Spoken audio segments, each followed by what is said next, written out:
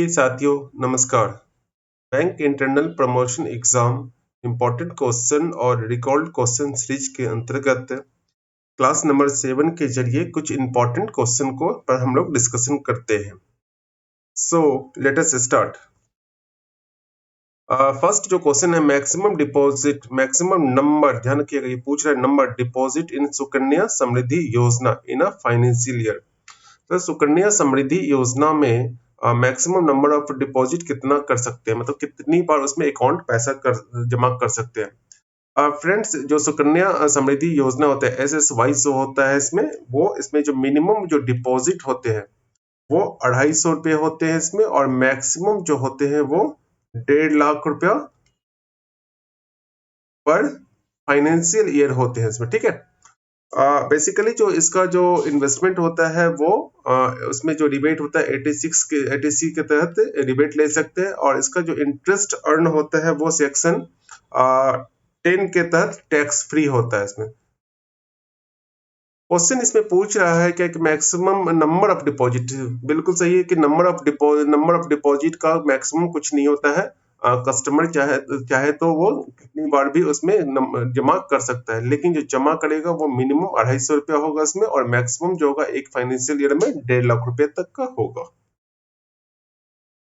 Next question है premium amount of PMJJBY, प्रधानमंत्री जीवन ज्योति बीमा योजना।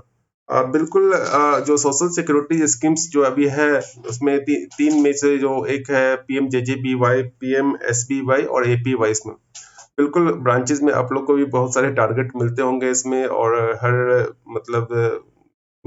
मतलब ये वीकली आप कह सकते हैं कि क्लॉकिंग डेज पे हमेशा चलाया जाता है इसमें।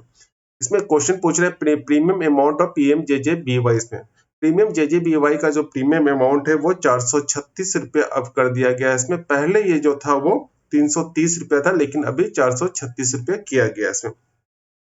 PMJJBY जो स्कीम्स होता है इसमें जो कवर होता है वो 2 लाख रुपए तक का कवर किया जाता है इसमें।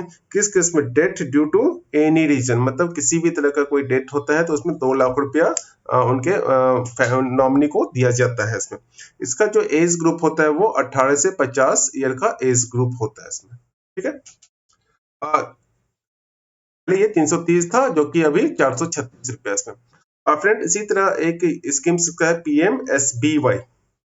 PMSBY, प्रधानमंत्री सुरक्षा बीमा योजना। इसमें भी जो कवर होता है वो 2 लाख रुपए का होता है, लेकिन ध्यान रखने वाली बात है कि इसमें जो कवर होता है वो एक्सीडेंटल डेथ होना चाहिए। एक्सीडेंटल डेथ का कवर होता है, एक्सीडेंटल डेथ या टोटल परमानेंट डिसेबिलिटी, उस केस में 2 लाख रुपए उनके नॉमिनी को दिया जाता है इसमें। पार्सली परमानेंट डिसेबिलिटी में ये अमाउंट होते हैं 1 लाख रुपए इसमें।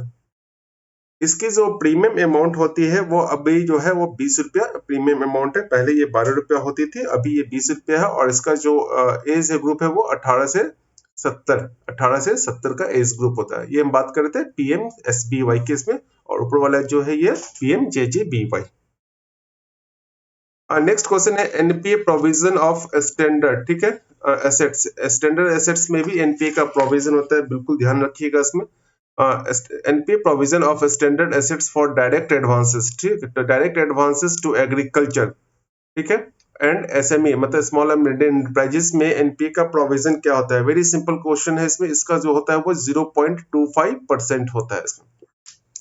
NPA प्रोविजन से रिलेटेड फ्रेंड्स अलग से एक वीडियो बना देंगे, जिसमें जो NPA का स्टैंडर्ड, सब स्टैंडर्ड, डॉटफुल 1 2 3 और लॉस में क्या प्रोविजन होता है, सिक्योर में क्या, अनसिक्योर में क्या। इसमें इस केसेस में जो बात कर रहे हैं इसमें स्टैंडर्ड में assets direct advance to agriculture और SME एडवांस में जो अगर स्टैंडर्ड होते हैं तो 0.25 का प्रोविजन किया जाता है बैंक के द्वारा।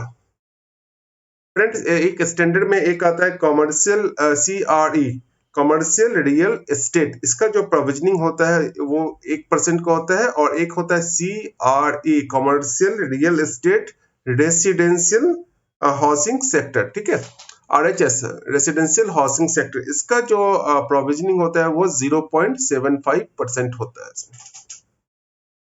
नेक्स्ट क्वेश्चन देखते हैं। Nomination form for depository account, depository account में नॉमिनेशन फॉर्म उसका नंबर जो होता है ये चूंकि नॉमिनेशन फॉर्म का जो नंबर होता है DA1 होता है किस केस में, फ्रेश नॉमिनेशन के केस में इसमें। उसी तरह दूसरा होता है DA2 होता है, ये किस केस में, कैंसिलेशन के केस में इसमें। और तीसरा होता है DA3 होता है, ये मॉडिफिकेशन के केस में होता है। ठीक है, तो क्वेश्चन पूछ रहे हैं nomination form of deposit account, fresh case में DA1 आएंगे इसमें।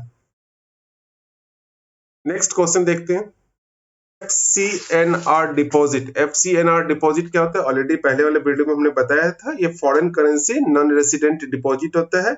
यह एक तरह का टर्म डिपॉजिट होता है, ध्यान रखिएगा ये टर्म डिपॉजिट होता है, ये एसबी डिपॉजिट नहीं होता है इसमें। ठीक है, तो FCNR टर्म डिपॉजिट का ये टर्म एक्चुअली पूछा गया था कि इस टर्म डिपॉजिट का टर्म कितना होता है, तो जनरली जो टर्म इसका होता है वो 1 साल से लेके 5 साल तक का टर्म होता है इसमें। इस पे एक चीज और ध्यान है कि FCNR जो डिपॉजिट टर्म डिपॉजिट जो होता है, ये डिपॉजिट टर्म जो होता है इसमें प्री मैच्योरिटी इसमें अलाउ बैंक के द्वारा किया जाता है, लेकिन ध्यान रखिएगा जो इंटरेस्ट का जो पेमेंट होगा वो 1 साल के बाद ही इंटरेस्ट का पेमेंट किया जाएगा। FCNR टर्म डिपॉजिट का पीरियड 1 साल से 5 साल तक बीच का होता है। इंटरेस्ट प्री मैच्योर अलाउ होगा, लेकिन इंटरेस्ट का जो पेमेंट होगा वो 1 साल कंप्लीशन के बाद ही किया जाएगा। नेक्स्ट क्वेश्चन देखते हैं, customer can approach ombudsman. Ombudsman मतलब बैंकिंग ओम्बड्समैन। ठीक है, if bank not resolve the issue, bank resolve अगर किसी तरह का कोई कंप्लेन आया बैंक के पास, अगर वो रिजॉल्व नहीं करता है तो ये कितने दिन के बाद कंप्लेन कर सकता है कस्टमर, उसका पीरियड होता है 30 दिन के बाद। अगर 30 दिन के अंदर कोई बैंक कंप्लेन को रिजॉल्व नहीं किया तो 30 दिन के बाद कस्टमर बैंकिंग ओम्बड्समैन में कंप्लेन कर सकता है। नेक्स्ट वीडियो देखते हैं, foreign remittance are not allowed in. इसमें कुछ एग्जांपल दिए हुए थे अकाउंट्स कुछ अकाउंट्स टाइप के अकाउंट थे जिसमें पूछा गया है कि foreign remittance are not allowed in किस अकाउंट्स में, तो BSBD भी उसमें था ऑप्शन, तो BSBD अकाउंट में फॉरेन रेमिटेंस नहीं अलाउ किया जाता है इसमें। ठीक है, स्मॉल अकाउंट बिल्कुल आपको लग रहा होगा कि स्मॉल अकाउंट को नहीं, स्मॉल अकाउंट जो होता है इसमें फॉरेन रेमिटेंस अलाउ होता है, लेकिन इसमें कंडीशन क्या है इसमें कि आफ्टर कंप्लीशन ऑफ केवाईसी, ठीक है, आफ्टर कंप्लीशन ऑफ केवाईसी के बाद ही स्मॉल अकाउंट में फॉरेन रेमिटेंस अलाउ होगा, लेकिन ऑप्शन में BSBD क्या होगा क्योंकि इसमें अलाउ नहीं होता है। नेक्स्ट क्वेश्चन देखते हैं, if no transaction by account holder account turn inoperative. If no transaction by account holder account turn inoperative, कितने साल के बाद अकाउंट इन ऑपरेटिव हो जाएंगे, इन ऑपरेटिव या डोरमेंट हो जाएंगे इसमें, ये 2 साल के बाद हो जाएंगे इसमें। ठीक है, 2 साल के बाद वो अकाउंट अगर किसी भी तरह का कोई ट्रांजेक्शन नहीं होता है इसमें, कस्टमर इंड्यूस नहीं करते कस्टमर के द्वारा, तो वो 2 साल में ये अकाउंट इन ऑपरेटिव हो जाएंगे इसमें। नेक्स्ट क्वेश्चन देखते हैं, KYC updation in case of medium risk customer. Customer का जो कैटेगरी हम लोग 3 देते हैं, एक तो हो गया लो रिस्क हो गया, दूसरा मीडियम रिस्क होगा, तीसरा हाई रिस्क हो गया इसमें। ठीक है, इसमें मीडियम रिस्क की बात करें, हाई रिस्क में जो होता है वो अपडेशन कस्टमर KYC का 2 साल में होता है, ऐसे मीडियम में 8 साल का होता है और लो में 10 साल के अंतराल पे KYC अपडेशन किया जाता है। चूंकि इसमें मीडियम केस की बात कर रहा है तो ये 8 साल में KYC अपडेशन होगा। ठीक है, a classification of a loan account which serve the purpose of early warning signal। इसको सिंपली है कि इसका जो क्लासिफिकेशन होता है वो SMA क्लासिफिकेशन होता है, SMA क्लासिफिकेशन होता है, स्पेशल मेंशन अकाउंट। ठीक है, इसका जो कैटेगरी होता है 3 तरह का होगा, SMA 0, SMA 0, 1 और SMA 2।